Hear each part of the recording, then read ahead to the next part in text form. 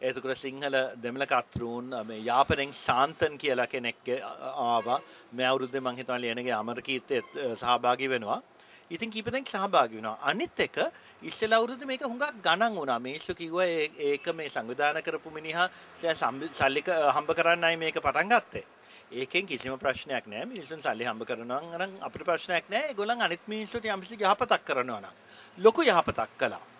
දෙවැනි අවුරුද්දේ මේගොල්ලන් ඇත්තට බොහොම අඩු මිලට ලංකාවේ ශිෂ්‍යයන්ට මේකට එන්න ඉඩ දුන්නා. ඉතින් මම දන්නවා මේ පෙරදෙන විශ්වවිද්‍යාලයේ කොළඹ විශ්වවිද්‍යාලයේ හුඟක් ශිෂ්‍යයන්ට මේකට යන්නට පුළුවන් වුණා. ඉතින් මේක දැනටත් කරනවාද කියලා මං හරියට දන්නේ නැහැ. මම මේක අධ්‍යයනය කරලා නැහැ මේ ළඟදී. ඒත් මං හිතනවා මේ මූලික ප්‍රතිපත්ති සියල්ලම තියෙනවා. ඒ කියන්නේ මේක අන්තර්ජාතික සාහිත්‍ය උත්සවයක්. ඉතින් පිටරට වලින් මිනිස්සු එනවා. අපේ ලංකාවේ මිනිස්සුන්ට මේක අහගන්න අවස්ථාව ලැබෙනවා.